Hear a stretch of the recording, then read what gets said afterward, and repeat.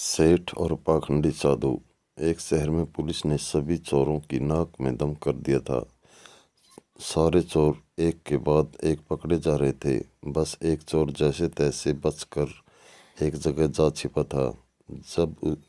तभी उसे एक ख्याल आया कि क्यों न वो भगवा पहनकर साधु बन जाए। ये दुनिया चोरों को तो जूता मारती है, लेकिन अगर कहीं चोर भगवा पहन ले तो उसके पैरों में पड़ी रहती है। इस प्रकार चोर साधु बनकर घूमने लगा। कुछ दिनों बाद पाखंडी साधु में एक कला थी कि वो बोलने में बहुत माहिर था, प्रवचन तो उसके बाएं हाथ का खेल था। इस कारण साधु की निकल पड़ती है। उसके बहुत से शिष्य बन जाते हैं। कई लोग उसके आगे पीछे घूमने लगते हैं। उसे खाने को मिलने लगता है, बस उसे संसारिक जीवन छूटने का दुख रहता है। पाखंडी साधु जंगल में अपने शिष्यों के साथ रह रहा था। तभी उसके आश्रम में एक सेठ आया। सेठ को भी पाखंडी साधु ने अपने बोलने की कला से प्रभावित कर दिया। साधु से मिलकर जब सेठ अपने घर पहुंचा तो उसे एक ख्याल आया। असल में सेठ को एक दुविधा थी। उसके पास बहुत सोना था, जिसे चोरों के डर के कारण वो अपने घर से नहीं रख सकता था। उसने सोचा क्यों न ये सोना साधु के आश्रम में रख दिया जाए, क्योंकि साधु को कभी कोई मोह माया नहीं रहती। वो तो भगवान का रूप होते हैं। किसी को ऐसे देवता पर शक भी नहीं होगा कि उसके आश्रम में सोना पड़ा हुआ है। ऐसा सोचकर सेठ दूसरे दिन सोना लेकर पाखंडी साधु के आश्रम आता है और उससे पूरी बात बताता है। फिर क्या था, पाखंडी साधु का तो दिल गदगद हो गया। उसकी आंखें तो उस सोने की पोटली से हट ही नहीं रही थी। उस सेठ ने वो सोने की पोटली आश्रम के एक पेड़ के नीचे दबा दी और वहां से चला गया। अब साधु को नींद कहाँ आनी थी। वो रात भर उस सोने की पोटली के बारे में सोचता रहा। उसने सोचा, अगर ये सोना मिल जाए तो जीवन तर जाएगा, सांसारिक सुख भी मिलेगा जो इस भगवा कपड़ों ने छीन लिया है। इस तरह साधु ने कई सपने देख डाले। दूसरी तरफ सेठ सोने को आश्रम में रखकर संतुष्ट होकर सो रहा था। कुछ समय बीतने पर साधु ने एक योजना बनाई। उसने सोचा कि वो इस सोने को लेकर चला जाएगा और सेठ को शक ना हो, इसलिए वो उसके घर जाकर जाने की बात कहेगा, ताकि सेठ को ये न लगे कि साधु सोना लेकर भागा है। अगले दिन साधु सेठ के घर जाता है। सेठ के पास एक व्यापारी बैठा रहता है। साधु को आता देख सेठ खुशी से झूम उठता है और कई पकवान बनाकर खिलाता है। साधु सेठ को अपने जाने की बात कहता है। इस पर सेठ दुखी होकर उसे रोकता है, लेकिन साधु कहता है कि वो एक सन्यासी है, किसी एक जगह नहीं रह सकता।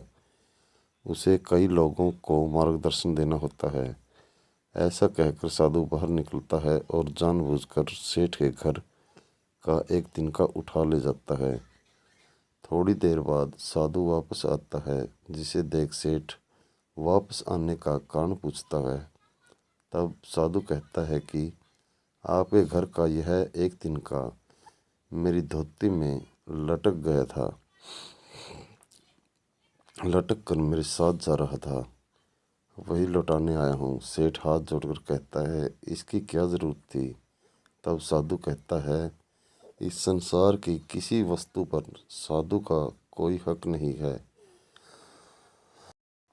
फिर अपनी बातों से वो सेठ को मोहित कर देता है और वहाँ से निकल जाता है। यह सब घटना सेठ के पास बैठा व्यापारी देखता है और सेठ से पूछता है कि कौन है ये साधु। तब सेठ उसे पूरी बात बताता है, जिसे सुनकर व्यापारी जोर जोर से हंसने लगता है। सेठ हंसने का कारण पूछता है। तब व्यापारी उसे कहता है, तुम मूर्ख हो, वो पाखंडी तुम्हें लूट के ले गया। जिस पर सेठ कहता है, कैसी बातें करते हो, वो एक संत है, बहुत ज्ञानी है। व्यापारी कहता है, अगर तुम्हें अपना सोना बचाना है तो उस जगह चलो जहाँ सोना दबाया था।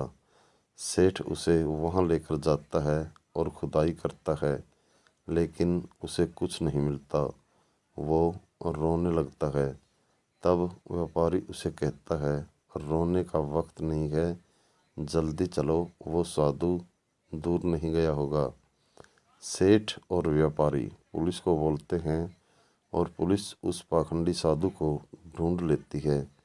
तब सभी को पता चलता है कि वास्तव में यह कोई सिद्ध बाबा नहीं, एक चोर था जिसने अपनी बोलने की कला का इस्तेमाल कर कई लोगों को लूटा था। पुलिस से बचने के लिए भगवा पहन लिया था। सोना मिलने के बाद सेठ की जान में जान आती है। सेठ व्यापारी से पूछता है कि उसे कैसे पता चला कि यह साधु पाखंडी है। व्यापारी ने कहा, वो साधु बार बार अपने आप की तारीफ कर रहा था। संत कितने महान होते हैं, बार बार यही दोहरा रहा था। जबकि जो सच मायने में संत होते हैं उन्हें इस बात को दोहराने की ज़रूरत नहीं पड़ती। इसलिए मित्र, आज के समय में जो भगवा पहनकर प्रवचन देते हैं वो सभी संत नहीं होते। इसलिए ऐसी ही मज़ेदार और रोचक कहानियाँ देखने के लिए हमारे चैनल को सब्सक्राइब करें और बेल आइकन को प्रेस कर लें, ताकि आगे आने वाले वीडियो का नोटिफिकेशन आपको मिलता रहे। धन्यवाद दोस्तों।